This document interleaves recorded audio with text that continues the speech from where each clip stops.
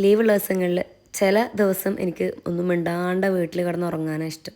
അതിനു വേണ്ടി ചില ദിവസങ്ങളിൽ എങ്ങോട്ടേലൊക്കെ പോകണം കാക്കൂനെയും കുട്ടികളെയും കൂട്ടിയിട്ട്.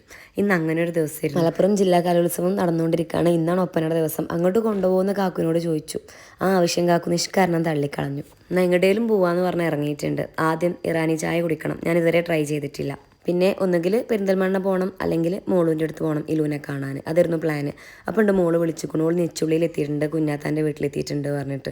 അപ്പോൾ ഞങ്ങൾ വേഗം എന്നാൽ മോളൂൻ്റെ അടുത്തേക്ക് പോവാം, നെച്ചുള്ളി പോവാമെന്ന് പ്ലാൻ മാറ്റി. പോണ വഴിക്കാണ് ന്യൂഷ ടീച്ചറുടെ വീട്. കാക്കു ഇതുവരെ വീട് കണ്ടിട്ടില്ല. അപ്പോൾ കാക്കുവിന് ഇഷ്ടം പുതിയ വീടൊക്കെ കാണാൻ. അപ്പോൾ ഞാനും കാക്കും കുട്ടികളൊക്കെ പോയി വീടൊക്കെ കണ്ട് പോന്നിട്ടുണ്ട്. പിന്നെ നേരെ നെച്ചുള്ളിലേക്ക് ഞങ്ങൾ ചെല്ലുന്നത് പറഞ്ഞിട്ടുണ്ടായിരുന്നില്ല. സർപ്രൈസ് ആയിരുന്നു. ഞങ്ങളെ കണ്ടപ്പോൾ ശരിക്കും ഒരു ഞെട്ടിയിട്ടുണ്ട്. ഇതിൽ ഭയങ്കര ഹാപ്പി ആയിരുന്നു, ഭയങ്കര കളിയൊക്കെ ആയിരുന്നു എല്ലാവരും. പിന്നെ ഞങ്ങളെല്ലാവരും കൂടി അവിടെ നിന്ന് കുറേ നേരം ഒന്ന് സംസാരിച്ചു കേട്ടോ. എന്നിട്ട് നേരെ ഫുഡ് കഴിക്കാൻ പോയിട്ടുണ്ട്.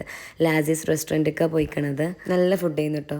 ഞങ്ങൾ അവിടെ നിന്ന് കുറേ നേരമൊക്കെ ഇരുന്ന് സംസാരിച്ച്. ചില ആളുകളപ്പം ഇങ്ങനെ കൂടുമ്പോൾ നമുക്ക് ഈ സമയം കഴിയരുതേന്ന് തോന്നൂലേ, അങ്ങനെ ഒരു സമയമായിരുന്നു കേട്ടോ അത്. ഞാനും മോളും കുട്ടികളും കാക്കും പിന്നെ കുഞ്ഞാത്തയും മോളിൻ്റെ അവിടുത്തെ അമ്മയും കിച്ചും എല്ലാവരും കൂടി കുറേ നേരം സംസാരിച്ചു. നമ്മളെ ജഡ്ജ് ചെയ്യാത്ത മനുഷ്യന്മാരുടെ കൂടെ കൂടുമ്പോൾ നമുക്ക് നമ്മളാവാൻ പറ്റും. അങ്ങനെ ഒരു അടിപൊളി ദിവസമായിരുന്നു. ഒരു ബ്യൂട്ടിഫുൾ ടൈമായിരുന്നു ഈ കടന്നുപോയി. അങ്ങനെ ആലോചിക്കുന്നത് രാവിലെ എണീറ്റപ്പോൾ കുറേ പ്ലാനുകൾ മനസ്സിലുണ്ടായിരുന്നു. അതൊന്നും നടക്കൂല എന്ന് ബോധ്യപ്പെട്ടപ്പോൾ വേറൊരു പ്ലാനാണ് നടക്കുന്നത് ഉദ്ദേശിച്ചത്. പക്ഷേ നടന്നത് വേറൊന്ന്. അങ്ങനെ നമ്മുടെ ലൈഫ് ഫുള്ള് അൺപ്രഡിക്റ്റബിളായിട്ട് മുന്നോട്ട് പോവുകയാണ്. ഈ ഒരു യാത്ര പറച്ചിൽ എനിക്ക് ഭയങ്കര ബുദ്ധിമുട്ടാണ്. ക്രിസ്മസ് വെക്കേഷന് കാണാമെന്നൊക്കെ ബേബിയോട് പറഞ്ഞ് ഞങ്ങൾ പിരിഞ്ഞു.